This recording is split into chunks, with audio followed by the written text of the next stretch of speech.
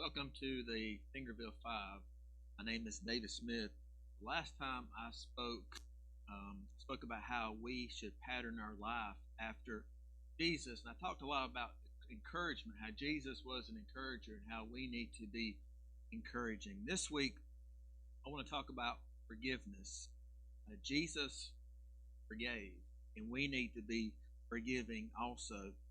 But we live in a world where people want to get revenge when people do them wrong. They want to get back at someone if someone does them wrong. In fact, a lot of divorces has happened because of unforgiveness. I've got a question for you. Are they times you've had to forgive someone? And was it difficult to forgive that person? Another question, what makes it difficult to forgive? So think about those questions. The definition of forgiveness is giving up resentment, anger against someone else, along with your right to get even, no matter what has been done to you. But unforgiveness is the deliberate, willful refusal to give up one's resentment and right to get even, based on the attitude that someone must pay for the wrong done. Matthew 18:21 says, Then Peter came up and said to him, Lord, how often will my brother sin against me, and I forgive him? As many as 7 times? Jesus said to him, I do not say to you 7 times, but 77 times. I read in commentary David Guzik where it said that 3 times was the accepted limit of forgiveness taught by many Jewish rabbis. So can you imagine Peter here saying, I'm going to forgive them 7 times. I'm going to do better than the 3 times that was taught by the Jewish rabbi. I'm going to forgive 7 times. And Peter probably thought a lot of good of himself because he was going to forgive 7 times. So I'm going to ask you a question. How many times do you forgive someone?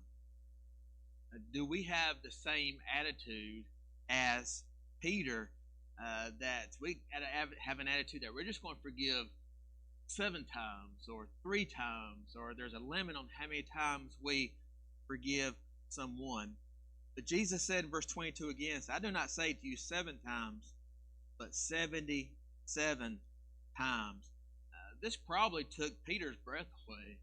Peter thought he was doing good by only forgiving 7 times. But Jesus says, I want you to forgive 490 times. So does that mean that after the 490th time you're supposed to stop forgiving? No. That just simply means Jesus saying, I want you to forgive at all times. That's an unlimited number. Just whenever someone does you wrong, we need to forgive. It goes on. Jesus gives a parable on forgiveness. I don't have time to get in this passage of scripture. I encourage you to read Matthew chapter 18, verse 21 through 35, to read about Jesus' parable he's given out. But I've got a question for you, another question. What is the difference between forgiveness and reconciliation? What's the difference between forgiveness and reconciliation? True reconciliation can only happen when both parties are agreeable to it. Sometimes you cannot reconcile because the other person is not willing to forgive.